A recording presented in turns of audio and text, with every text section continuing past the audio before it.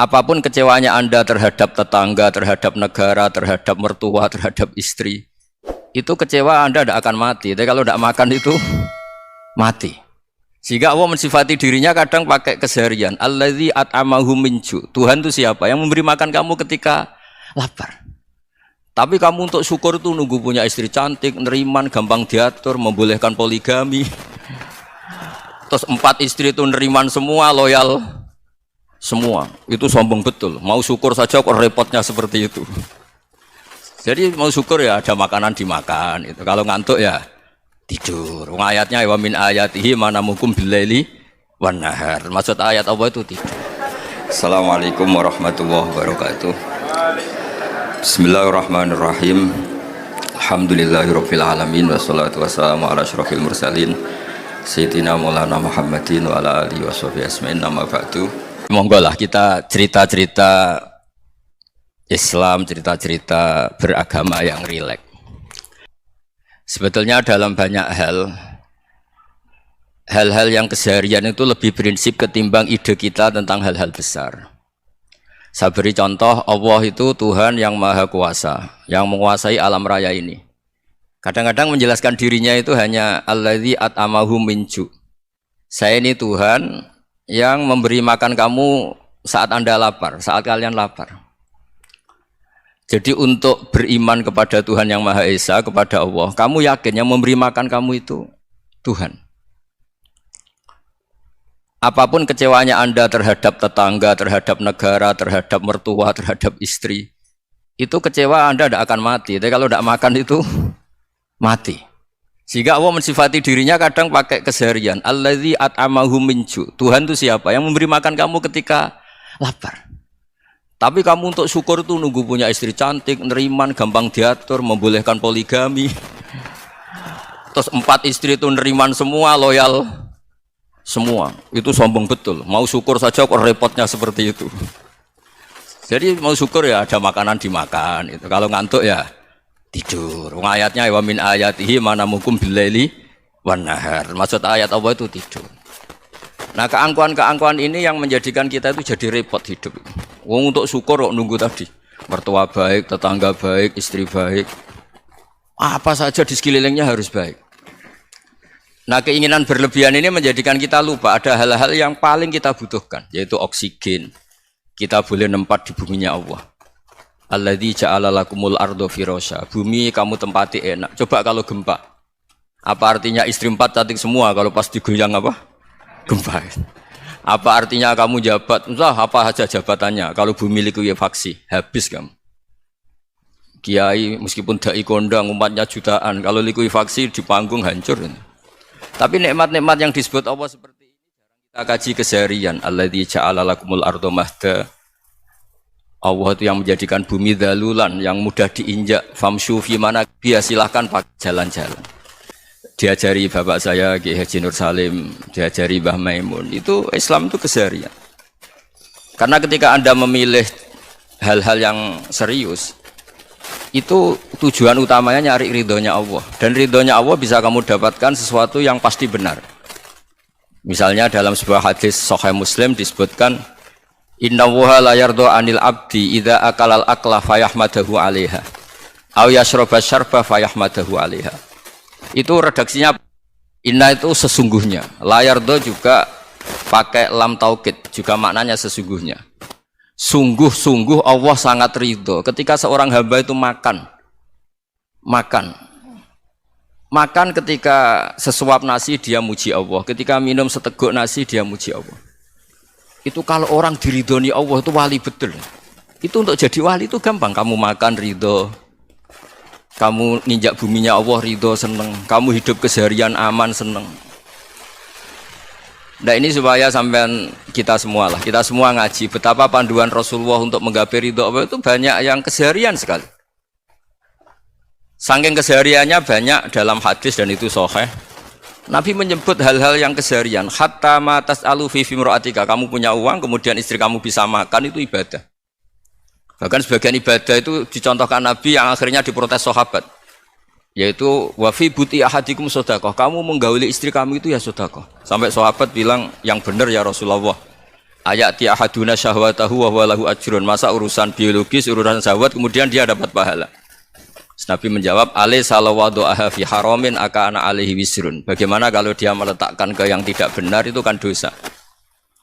Nah, hal-hal seperti ini yang saya ingin teman-teman semua lah, semua. Saya juga agak ingin ngaji demi Anda juga agak ingin. Itu dosa sekali ngaji kok pesanan kelompok tertentu itu enggak boleh. Islam itu untuk semua, jadi ya cuma karena di depan saya jenengan ya seakan-akan jenengan korbannya. Jadi saya mohon semua kita melakukan kebaikan itu kalau dalam kaidah fikih disebut al yakin la yuzalu bisyak. Banyak kebaikan yang kebenarannya itu 100%. Tidak punya efek samping ke pihak lain, ke kelompok lain, ke komunitas lain. Yaitu tadi misalnya Anda makan dan itu murah sekali, hanya butuh 1 piring. Setiap kunyahan kamu muji Allah, setiap minum kamu muji Allah. Itu redaksinya Rasulullah SAW disebut Allah sangat ridho ketika seorang hamba makan, kemudian dia memuji Allah. Atau minum, kemudian dia memuji Allah. Logikanya gampang, negara seperti ini yang kamu harapkan bentuknya kayak apa, mertua, ipar, komunitas, tetangga. Itu nyata terjadi itu kan belum pasti. Sementara yang mesti terjadi adalah kamu butuh makan, kalau tidak mati. Butuh minum, kalau tidak mati. Butuh bumi yang nyaman ditempati, kalau tidak kita juga mati. Sebab itu Allah kalau menyebut nikmatnya itu hal-hal yang keseharian. Alladzi at'amahum min ju'. Allah itu siapa? Allah itu yang menciptakan kamu bisa makan. Tidak berlebihan. Allah itu yang menciptakan kondisi sosial itu ideal. Zaman Nabi itu ya ada orang munafik. Orang-orang pilihan Allah itu juga diuji orang sekelilingnya yang macam-macam. Semua diuji sesuai konteks zaman dan waktu. Nah, tapi ada ibadah-ibadah yang selalu disarankan Nabi. Sampai Nabi itu pernah ditanya, ayul Islam ya khairun ya Rasulullah, Islam terbaik itu gimana? Jawaban Nabi itu unik. It'amut to'am. Islam terbaik itu ya makan-makan, santai-santai. Ketika Allah menyebut beberapa kebaikan, falak tahamal aqobah, wa ma adrokan apa? Mal aqobah. Terusannya apa? Fakku rokobah. Terusannya apa? Au it'amun fiyaumin di masubaya. Atau acara makan-makan itu juga Islam. Kenapa? Ya bayangkan kalau tidak ada makanan, kita mati kan? Kondisi sosial tidak ideal itu Anda masih gak apa-apa. Tapi kalau Anda tidak makan, Anda tidak minum, kamu punya istri cerewet masih bisa hidup, punya mertua cerewet masih bisa hidup. Tapi kalau tidak makan bisa mati. Berarti penting mana istri sama makan? Penting mana? Makan. Semoga istri Anda dengar, nanti kamu disuruh makan tapi pulang deh. Itu kalau dibahasakan makan masih memahami. Penting mana nasi 1 piring dengan istri. Nggak ada nasi mati, nggak ada istri belum mati. Penting mana? Gak berani jawab kan? Nah, ternyata Anda ada garang kan di depan istri. Jadi saya mohonlah, mungkin Mas Sufyan Sauri tadi yang bisa bantu lah. Teman-teman tuh ngaji yang keseharian saja. Karena kita nyari ridha Allah itu berdasar firman Allah. Dan firman Allah itu menyebut keseharian tuh riang, gampang.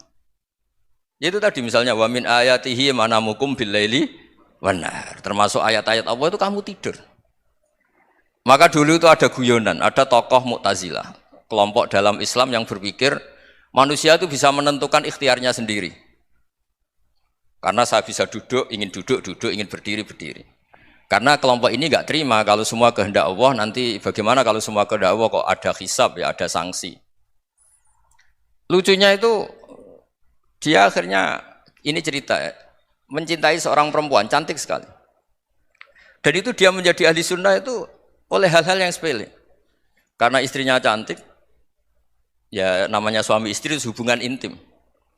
Terus ditanya, Mas, masih ingin lagi? Masih. Silahkan diulang lagi. Wah ya tidak bisa. Katanya manusia bisa menentukan yang diinginkan. Itu tobat itu.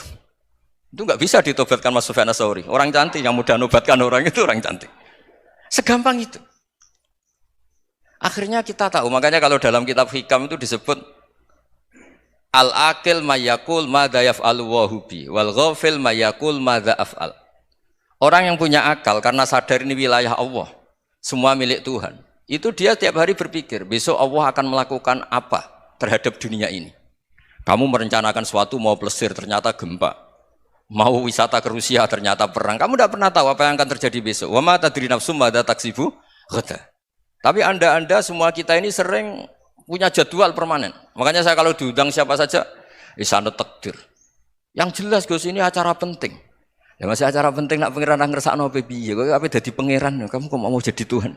Itu kadang ya kiai. Penting Gus acara ini jenengan harus memastikan bisa. Loh kamu itu yang ngajarin tauhid, sesuatu itu biadillah kok bilang-bilang apa pasti. Kalau maksa terus tak tobatkan loh kamu kata saya itu. Ya kalau gitu Gus bilang insya Allah. Wah itu hati saya, fisik saya, roh saya sudah bilang insya Allah. Tidak usah kamu latih kata saya. Nah hal-hal tauhid keseharian itu gampang sebetulnya. Wal ghafil yaqulu madza af'al. Tapi orang yang lupa Allah dia setiap hari bilang besok apa? Kita bisa melakukan apa? Seakan-akan dia itu aktor, dia penting, dia subjek permanen, dia. Padahal kita ini hanya objek kehendak Allah Subhanahu wa taala. Karena kita yakin sesuatu yang terjadi di alam raya ini kita tidak bisa apa-apa. Matur nuwun ngapunten ingkang kathah. Assalamualaikum warahmatullahi wabarakatuh.